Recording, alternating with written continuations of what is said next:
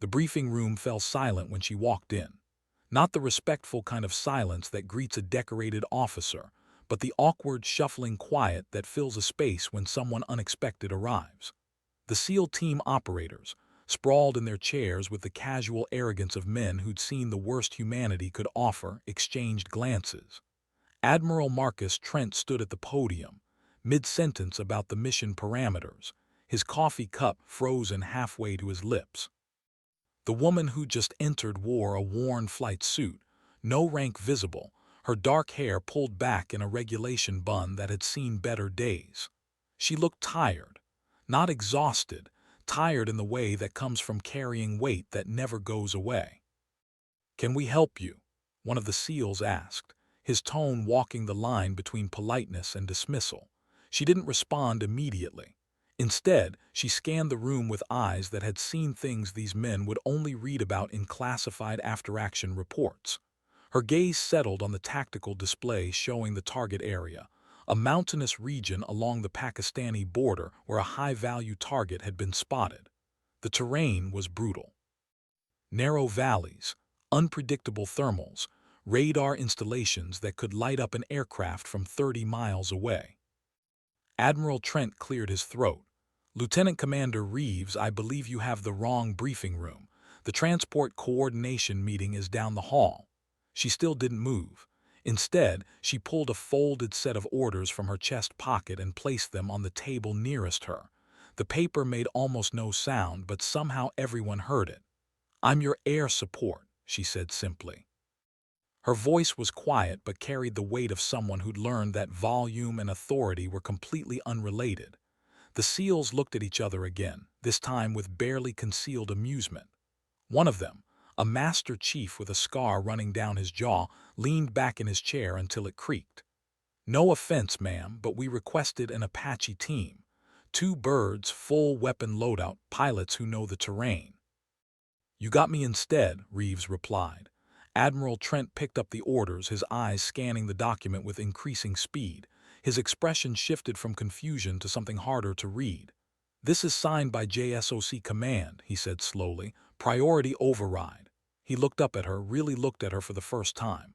"What's your platform?" She met his gaze without flinching. "A-10 Thunderbolt, call sign Iron Widow." The room erupted. Laughter rippled through the operators, not cruel exactly, but dismissive in the way that military men laughed when something seemed absurd. The A-10 was ancient, a relic from the Cold War that had somehow survived budget cuts and modernization pushes through sheer stubbornness. It was slow, ungainly, built around a massive 30mm cannon that sounded like the sky tearing apart. It wasn't sexy or fast or stealthy. Admiral Trent wasn't laughing, though. He set his coffee down carefully, his hands suddenly unsteady. "Iron Widow," he repeated, his voice different now. The laughter died as the men noticed their commander's reaction. "You're the pilot from Kandahar." It wasn't a question. Reeves nodded once, a barely perceptible movement. "And Mosul, and that business in Syria nobody talks about." The Master Chief who'd spoken earlier was sitting up straight now, his casual slouch replaced by alert attention. "Wait, you're the one who saved a Ranger platoon that was 30 seconds from being overrun," Trent interrupted, his eyes never leaving Reeves. "Took out 14 enemy positions in a single gun run, flew back with half a wing missing and no hydraulics."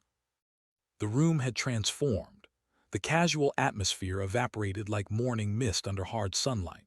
These were men who'd spent their lives in combat, who understood the difference between bravado and the real thing. They recognized the weight Reeves carried now, understood what it took to earn a call sign like Iron Widow. It wasn't clever wordplay or a joke that stuck. Call signs like that came from moments when death reached out and someone said no. "How many combat hours?" the Master Chief asked, his tone completely different now. 3,742, Reeves answered. "Most of them over contested airspace." She paused. "I've been shot down twice, walked out both times." Admiral Trent pulled out a chair. "Sit down, Commander. Let's talk about how this is going to work." As she moved toward the table, one of the younger SEALs leaned toward his teammate. "What happened to her?" he whispered. The older operator, a man with 3 deployments and a chest full of ribbons, shook his head slightly. Later, he murmured, but the question hung in the air like smoke. Everyone in that room could see it now, the story written in the way Reeves held herself, the way her eyes tracked movement. The careful economy of motion that spoke of injuries healed but not forgotten. The briefing continued with new energy. Trent outlined the mission, a nighttime extraction of a CIA asset from a compound surrounded by hostile forces. The asset had intelligence that could prevent an attack on U.S. soil, but the window was closing. Every hour they waited meant more enemy fighters flooding into the area. Standard protocol would be to send in fast movers, F-16s or F-18s that could strike hard and fast from high altitude. But this terrain made that impossible. The valleys were too narrow, the target too close to civilian structures. They needed precision. They needed someone who could fly low and slow, who could put ordnance exactly where it needed to go, who could stay on station even when the world was trying to kill them. They needed Iron Widow. Reeves studied the tactical maps, her finger tracing the approach vectors. The thermals in these valleys will be unpredictable after sunset, she said, but they'll also mask my approach. I can come in from the north, use this ridgeline for cover. That's a death trap, one of the pilots on the SEAL team objected. Those peaks are 9,000 feet. Any mechanical issue and you have nowhere to go. She glanced at him. The A-10 was built to take damage. I'll manage. It was built in 1972, the pilot countered. We're talking about an airframe that's older than most people in this room. No offense, but shouldn't we request something modern? An AC-130, maybe? Reeves shook her head. Too big, too loud, too easy to track. The Warthog is the right tool.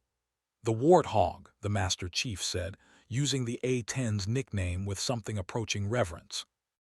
I served with a guy who saw one of these things take 500 rounds of anti-aircraft fire and keep flying.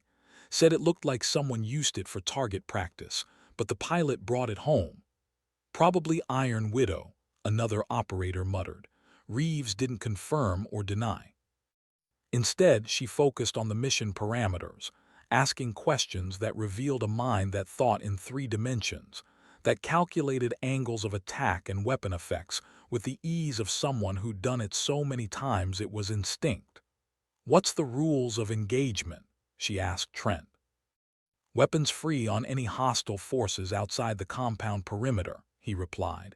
Inside the wire we need precision. The asset will be in the central building, but there are civilians in the surrounding structures. How close? 40 meters. The room went quiet again. 40 meters was nothing at combat speeds. 40 meters was the distance between surgical precision and catastrophe. I'll need updated targeting coordinates from your ground team, Reeves said calmly, as if they'd asked her to deliver mail. Real-time updates. Any drift and we risk collateral damage. Can you hit a target that precise? The Master Chief asked.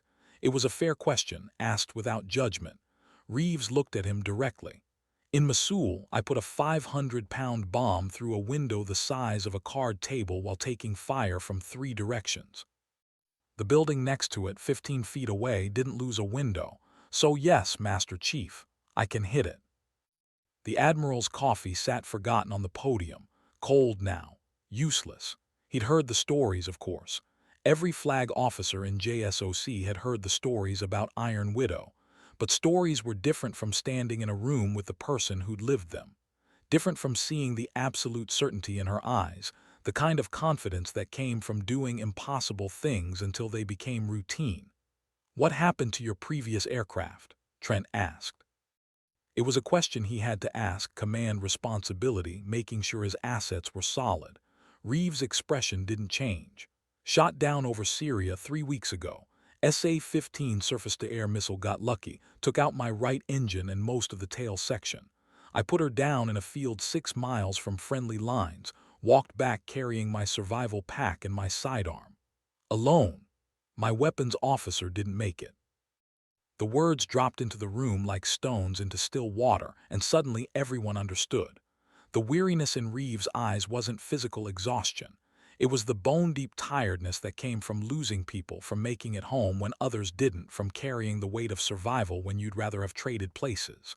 The Master Chief nodded slowly. He knew that weight. They all did. What was his name? One of the younger SEALs asked quietly. Captain David Okonkwo, Reeves said. Best WSO I ever flew with. 3 kids back home, wife who taught 5th grade. He kept a picture of them taped to the instrument panel. She paused, and for just a moment the armor cracked. We'd flown together for 2 years. He knew what I was thinking before I said it. When the missile hit, he gave me the bird. Kept working the radios while I fought to keep us airborne, trying to guide any rescue assets to our position. How close did you get to the lines? Trent asked. 4 miles. We were at 800 feet when the hydraulics failed completely. I told him to eject. He said the chute wouldn't deploy in time, that we should ride it down together, try for a controlled crash. Her voice remained steady, professional, but everyone heard what wasn't being said. I gave him a direct order to punch out. He refused, said he wasn't leaving his pilot.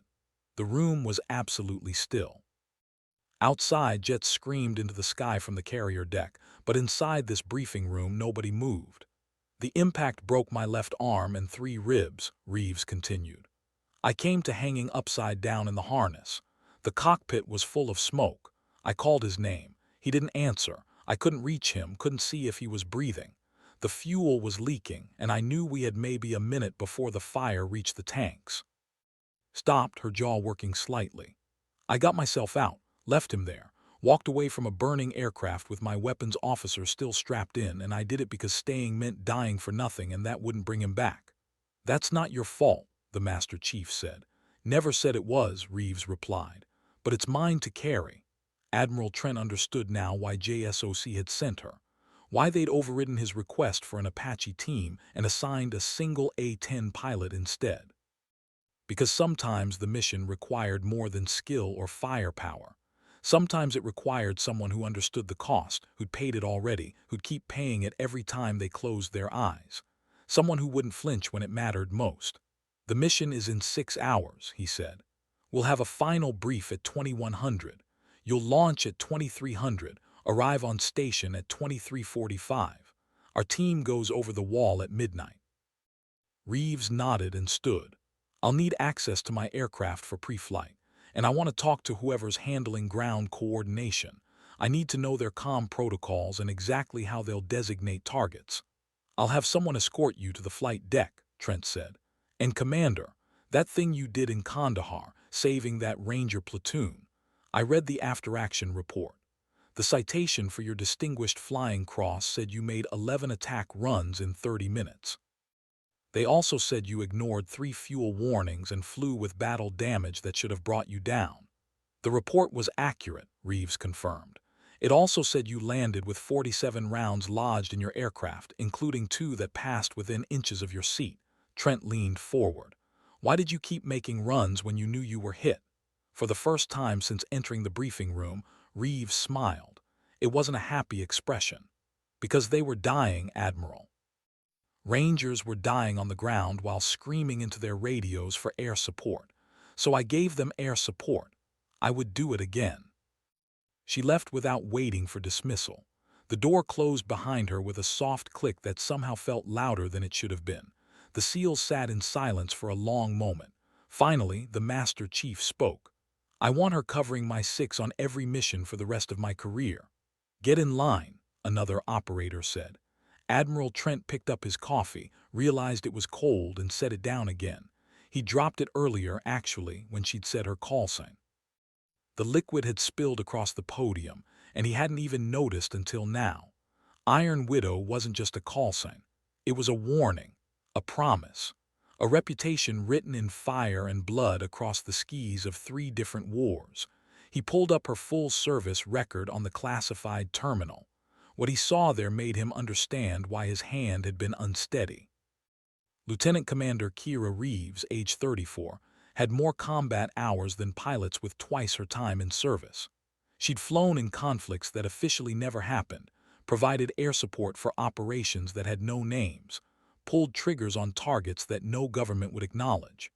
Her awards section read like a greatest hits collection of military valor: 2 Distinguished Flying Crosses, 5 Air Medals with Valor Device, 3 Purple Hearts. The citations were clinical, written in the bloodless language of official reports, but between the lines, Trent could read the truth. This woman had spent the better part of a decade flying into situations that should have killed her, and somehow she kept coming home. Except for Okonkwo, except for the others listed in her record, the crews she'd lost over the years. Each one was there, noted in the file like scars on paper. Trent understood why she looked so tired now. The flight deck was organized chaos when Reeves emerged from the superstructure.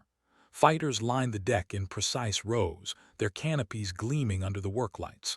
Crews swarmed around them like ants, performing the endless maintenance that kept these machines operational. Her A-10 sat alone at the far end of the deck, and the isolation felt deliberate. The Thunderbolt looked exactly like what it was, a weapon from another era, ungainly and brutal. The titanium bathtub that protected the cockpit caught the light, giving the aircraft an armored, medieval quality. The nose was painted with the gun, a 7-barrel Gatling cannon that defined the aircraft's entire purpose. Everything else about the A-10 was built around that gun. The wings were mounted high on the fuselage to protect the engines during low-altitude flight. The landing gear was designed to allow emergency belly landings. The redundant systems meant the aircraft could fly home with half its parts missing. It wasn't pretty. It didn't need to be. Reeves walked the length of her aircraft, running her hand along the fuselage. The metal was cold under her palm, and beneath the fresh paint, she could feel the patches where maintenance crews had repaired battle damage. This particular airframe had been in service for 43 years. It had outlived 3 generations of fighter aircraft, survived countless budget reviews that wanted to retire it, kept flying through sheer stubbornness, and the fact that nothing else could do what it did. She found her crew chief waiting by the ladder, a female staff sergeant with grease under her fingernails and an expression of fierce protectiveness. "Ma'am," the sergeant said, saluting crisply, "aircraft is fueled and armed per your specifications. 6 Mavericks, 2 Sidewinders for self-defense, and the gun loaded with 1,100 rounds of armor-piercing incendiary." "How's she handling?" Reeves asked. "Like a dream, ma'am. Port engine was running a little rough yesterday, but we rebuilt the fuel pump and she's purring now." Reeves nodded and climbed the ladder to the cockpit. The seat was worn smooth by years of pilots, and when she settled into it, the familiar contours felt like coming home. Her hands moved across the controls automatically, checking switches and gauges with the muscle memory of thousands of hours. This wasn't her aircraft. Her bird had burned in Syria with Okonkwo still inside, but every felt similar enough that the differences didn't matter. The instrument panel was analog, old-fashioned dials and switches instead of the digital displays that filled modern fighters. Pilots who flew the newer aircraft sometimes mocked this setup, called it primitive, but Reeves preferred it. When you took battle damage, when systems started failing, these simple instruments kept working. You could fly and fight with half the cockpit dark, and that had saved her life more than once. She pulled Okonkwo's photograph from her chest pocket and studied it for a long moment. His wife, Amara, and their 3 kids, 2 girls and a boy, smiled out from the creased photo. She'd taken it from the wreckage before the whole aircraft had gone up, pulled it from the instrument panel where he'd taped it, his personal talisman against the dark. The edges were singed now, one corner blackened by fire, but the faces were still clear. Reeves had sent Amara the official letter, attended the memorial service, stood at attention while they played taps and presented the folded flag. But the photograph stayed with her. She'd promised Okonkwo's wife that she'd bring her husband's memory home from every mission, and she'd kept that promise for 3 weeks now, carrying his picture into the sky like a piece of unfinished business. She taped it to the instrument panel in the same spot he'd kept it, centered where she'd see it with every glance at the altimeter. "I've got another one, David," she said quietly to the empty cockpit. "Seals are going in hot, need someone to keep the sky clear. You know how this goes." The photograph didn't answer, but she hadn't expected it to. Talking to the dead was something pilots did more often than they admitted. When you spent so much time alone in the sky, the line between thought and speech blurred. And maybe keeping Okonkwo in the conversation was her way of making sure he wasn't really gone, that some piece of him still flew when she did. The crew chief appeared at the top of the ladder. "Ma'am, Admiral Trent sent word. He wants you at the final briefing in 1 hour." "Tell him I'll be there," Reeves said without looking up from her pre-flight checks. The sergeant hesitated. "Ma'am, can I ask you something?" "Go ahead." "Is it true what they say about Kandahar?" Reeves' hands paused on the controls. "Depends on what they say." "That you saved 40 Rangers who were surrounded and out of ammunition. That you flew so low the insurgents were shooting at you with rifles and you kept coming anyway. That you made run after run until your gun barrels glowed red and your wings looked like Swiss cheese." "The gun barrels glowing is an exaggeration," Reeves said. "Everything else is more or less accurate." "Why did you do it?" It was the same question Trent had asked, and Reeves gave the same answer. "Because they needed me. Because if I didn't, they'd die. Because that's the job." The crew chief nodded slowly. "I just finished 18 months on this deck, ma'am. I've worked on Hornets and Super Hornets, on aircraft that cost 3 times what this old bird is worth. But I've never been prouder to crew an airplane than I am right now. You bring her back safe, you hear me? That's the plan, Sergeant. And ma'am," the crew chief's voice dropped, "that business in Syria, losing your WSO, nobody blames you. Nobody who knows anything about flying anyway." Reeves looked up then, meeting the younger woman's eyes. "I blame me, that's enough." She finished the pre-flight and climbed back down. The deck was quieter now, the controlled chaos winding down as the night shift took over. Above, stars emerged in the darkening sky, hard points of light against the vast indifference of space. Somewhere out there in the mountains that marked the border between countries that had never stopped fighting, a CIA asset waited for rescue. SEAL operators prepared their gear, checked their weapons, reviewed the plan one more time. And in 6 hours, Reeves would take this ancient, ugly, beautiful machine into the sky and do what Iron Widow always did. She'd bring the fire. The final briefing was more detailed than the first. Trent had assembled the full mission team. The SEALs, the intelligence officer who'd been running the asset, the communications specialists who'd maintained contact throughout the operation. A Navy meteorologist presented the weather forecast, highlighting the unpredictable wind patterns in the mountain valleys. A junior officer provided updated imagery from surveillance drones that had been monitoring the target compound for the past 72 hours. The compound sat in a valley surrounded by peaks that rose like fortress walls. One road led in, narrow and winding, easily defended. The enemy had been using the location as a command post for the past month, and they'd fortified it accordingly. Machine gun nests covered the approaches. The walls were thick stone, centuries old. Inside, an estimated 40 enemy fighters prepared for an assault they knew was coming. The CIA asset, codenamed Prometheus, had been embedded in the organization for 2 years. His intelligence had prevented 3 attacks on American interests, identified 24 high-value targets, and mapped the terror network structure in this region. But his cover had been compromised somehow, and now he was effectively a prisoner, held in the central building while the organization's leadership decided whether to execute him or use him as bait. Time was running out. "Our approach will be a high-altitude, high-opening insertion," the Master Chief explained, pointing to the map. "We'll jump from 30,000 feet, deploy chutes at 28,000 and glide into position. That gives us approximately 8 miles of lateral distance. We'll land here on this ridgeline, assemble, and move to the compound under night vision." "Time from landing to breach?" Trent asked.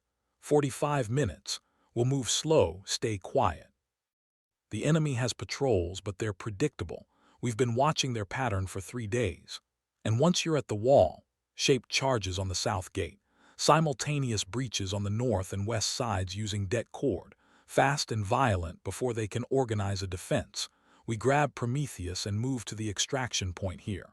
He indicated a clearing 200 meters from the compound. Helos will be on station, but they can't come in until the anti-aircraft threat is neutralized. Everyone looked at Reeves. "The AA sites are here, here, and here," the intelligence officer said, highlighting 3 positions on the map. SA-7 man-portable systems may be SA-14s, basic equipment but effective against helicopters. I'll take them out first, Reeves said. Gun runs low angle, save the Mavericks for hardened positions. These valleys have weird acoustics, the meteorologist warned. Sound carries strangely. They might hear you coming before they see you. Doesn't matter, Reeves replied. By the time they hear me, I'll be on top of them. The Master Chief studied her across the table. You sound pretty confident, Commander. I've done this before, different country, same situation. The A-10 excels at close air support in mountainous terrain. The low speed lets me stay on target longer. The armor means I can take hits and keep fighting. And the gun, she smiled slightly. The gun solves most problems. What if they have more than SA-7s? One of the younger SEALs asked. What if there's radar-guided systems we haven't spotted? Then I'll deal with it. How? Reeves met his gaze. However I have to. It wasn't bravado. It was the simple certainty of someone who'd faced every nightmare the sky could throw at a pilot and survived them all. The briefing continued for another hour, covering contingencies and backup plans, comm protocols, and abort criteria. Reeves absorbed it all, asking occasional questions that revealed how deeply she understood the interconnected nature of the operation. When the SEAL team moved, she'd need to know exactly where they were.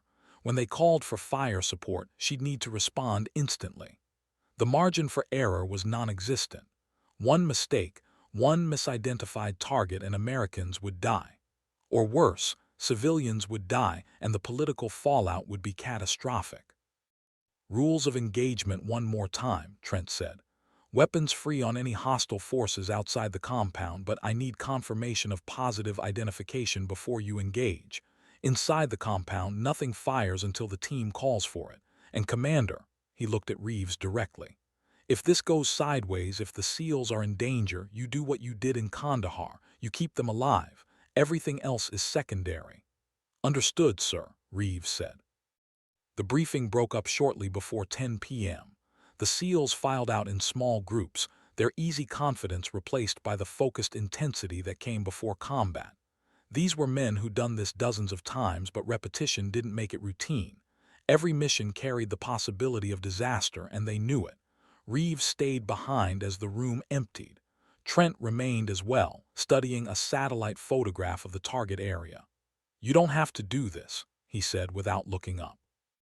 I know JSOC sent you, but I can still request the Apache team. They'd be here in 4 hours. Why would you do that? Because this is a suicide mission dressed up as close air support, Trent said bluntly. You'll be alone in hostile airspace, flying an aircraft that maxes out at 350 knots, carrying ordnance into valleys that will channel enemy fire right at you. If anything goes wrong, if the SEALs need more time, if the extraction gets complicated, you'll have to stay on station while every insurgent in the province shoots at you. Yes, Reeves agreed. That's exactly what I'll do. You lost your weapons officer 3 weeks ago. You're still processing that grief. I've seen the psych evaluation. You haven't been cleared for combat operations. Then why did JSOC send me? Trent finally looked at her. Because you're the best at this. Because when the choice is between doing it right and doing it safe, you'll choose right every time. But that doesn't mean I have to like it. I appreciate your concern, Admiral, but I'm flying this mission. Why? It was the 3rd time someone had asked her that question today, and Reeves realized she'd been asking herself the same thing. Why climb back into the cockpit when Okonkwo's blood was barely washed from her flight suit? Why take another mission when the nightmares from the last one still woke her at 3 a.m.? Why keep flying when every sortie was a roll of the dice against a universe that didn't care if you lived or died? Because someone has to, she said finally. Because those SEALs are going into hell, and they deserve to know someone's watching over them. Because Prometheus has been alone behind enemy lines for 2 years, feeding us intelligence that saved lives, and now it's our turn to save his. Because if I don't fly this mission, you'll send someone else, and they might not be good enough, and people will die who didn't have to. She paused, and because David Okonkwo would fly it if he could. Since he can't, I'm flying it for both of us. Trent nodded slowly. You know the statistics on pilots who go back up too soon after losing their crew. I know them, Reeves said. I also know the statistics on SEAL teams operating without air support in hostile territory. Those numbers are worse. You're a stubborn woman, Commander. Yes, sir. It's why I'm still alive. Trent extended his hand. Then I'll see you after the mission. And Commander, come back. The Navy doesn't have enough pilots like you. Reeves shook his hand, feeling the strength in his grip. I always come back, Admiral. It's what I do. She left the briefing room and made her way back to the flight deck. The temperature had dropped, and the wind coming off the ocean carried the salt smell of deep water. Her A-10 sat where she'd left it, a dark shape against the lights of the carrier. The crew chief had finished the final checks, and the aircraft was ready. Reeves climbed into the cockpit and sat in the darkness, her hands resting on the controls. She had 2 hours before launch, 2 hours to think about all the things that could go wrong, the enemy fighters who'd hear her coming, the missiles that might catch her in a turn, the mechanical failures that could happen at the worst possible moment. The 1,000 ways a mission like this could turn from surgical strike to catastrophe. But she'd learned long ago that thinking about failure was useless. You planned for it, trained for it, built redundancies into every system and contingency into every plan. But when the mission started, when you were wheels up and heading into the dark, doubt became a luxury you couldn't afford. So instead, she thought about the SEALs who'd be on the ground, trusting her to keep them alive. She thought about Prometheus, waiting in that compound, hoping that help was coming. She thought about Okonkwo, whose picture watched her from the instrument panel, whose family deserved to know that his sacrifice meant something. And she thought about all the missions that had brought her to this moment, the successful ones that nobody remembered, and the disasters that everyone wanted to forget. Each one had taught her something. Each one had carved away a piece of who she'd been and replaced it with something harder. Iron Widow wasn't just a call sign. It was transformation. It was what happened when you flew into fire so many times that you became fire yourself. At 22:45, she began the startup sequence. The engines came to life with a sound like distant thunder, and the aircraft trembled around her. The crew chief gave her a thumbs up from the deck. Reeves returned the gesture and taxied toward the catapult. The launch officer's wands guided her into position. She ran through the final checks one more time, verifying that every system showed green. The catapult officer signaled ready. Reeves pushed the throttles forward, feeling the engine spool up to full power. The aircraft strained against the holdback, every component screaming to be released. She saluted the launch officer, the gesture sharp and precise. The officer's wands came down. The catapult fired. In 2.5 seconds, Reeves went from 0 to 160 miles per hour. The acceleration pressed her back into the seat with crushing force, and then the deck fell away and she was airborne, climbing into the night sky with 11 tons of aircraft and ordnance hanging from her wings. The carrier's lights fell behind, becoming stars on the dark ocean. Ahead, the coast waited, and beyond it, the mountains where men with guns watched the sky. Reeves leveled off at 20,000 feet and turned toward the target area. The flight would take 90 minutes, time spent in the peculiar isolation that came from flying alone at night. The radio was quiet. The cockpit was dark except for the soft glow of instruments. Outside, the world was reduced to simple elements: sky above, earth below, and the infinite space between where anything could happen. She thought about her first combat mission 8 years ago. She'd been terrified then, fresh from training, convinced she'd make some catastrophic mistake. The fear had been overwhelming, physical, making her hands shake on the controls. But the mission had gone smoothly, and she'd landed safely, and she'd learned something important. Fear wasn't the problem. Fear was natural, useful even, keeping you sharp and alert. The problem was letting fear make your decisions. Every mission since had reinforced that lesson. She'd been afraid plenty of times, when missiles locked onto her, when her aircraft took damage, when the situation deteriorated faster than she could adapt. But the fear had never controlled her. She'd learned to acknowledge it, accept it, and then act anyway. That was what made a pilot dangerous. Not fearlessness, which was just another word for stupidity, but the ability to be terrified and still fly the mission, to feel your mortality pressing in from all sides and still make the right call, to know you might die and choose to fight anyway. The Pakistani coast appeared on her instruments, a jagged line where land met sea. She descended to 5,000 feet, low enough to avoid most radar detection, high enough to clear the peaks ahead. The valleys opened up before her, dark spaces between darker mountains. Navigation in this terrain required constant attention. The GPS gave her position within a few meters, but the maps couldn't show the wind shear that could slam an aircraft into a mountainside. They couldn't predict the thermals that rose from sun-heated rocks, creating invisible turbulence. She flew by instruments and instinct, feeling the aircraft's responses, making constant tiny adjustments to altitude and heading. At 2340, she entered the target area. Below, scattered lights marked villages where people slept, unaware that war was about to visit their valley. The compound was dark, but her targeting pod picked it up easily, infrared cameras painting the buildings in shades of gray. She could see heat signatures, guards on the walls, vehicles in the courtyard, the warm spots where people gathered inside. Widow 1, this is Guardian 6, the Master Chief's voice crackled over the radio. We are on the ground and moving to position. Roger, Guardian 6, Widow 1 is on station and tracking your movement, Reeves replied. On her display, she could see the SEAL team as they moved through the darkness, tiny heat signatures descending the ridgeline with careful precision. Widow 1, be advised. Enemy patrol moving along your eastern perimeter, 4 personnel. Reeves zoomed the targeting pod, watching the patrol move along a path that would bring them within 20 meters of the SEAL's approach route. Guardian 6, confirm you have visual on patrol.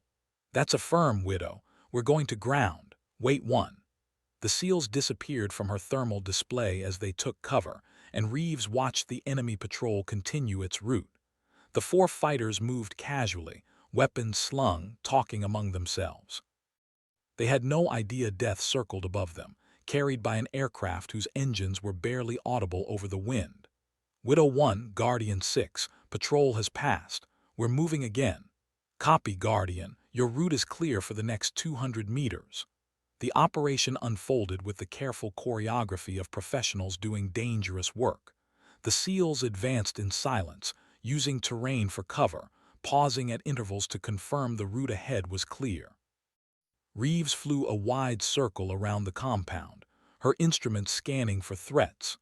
The 3 anti-aircraft positions remained stationary, their operators probably cold and bored, watching a section of sky where nothing ever happened. That was about to change. At 2357, the SEALs were in position. Widow 1, Guardian 6, we are set for breach. Request immediate suppression of air defense positions on my mark. Roger, Guardian, standing by. Reeves rolled the aircraft into position, lining up on the first AA site. Her thumb rested on the trigger for the gun, and she could feel her heartbeat, steady and slow. This was the moment before chaos, the last few seconds of relative calm before everything exploded. The calm was a lie, but it was a comfortable one. Widow 1, Guardian 6, execute, execute, execute. Reeves rolled inverted and dove. The aircraft plummeted toward the earth, instruments spinning, altimeter unwinding at terrifying speed. At 2,000 feet, she rolled upright and pulled level, the compound rushing toward her. The targeting reticle settled on the first AA position, and she squeezed the trigger. The GAU-8 cannon roared to life.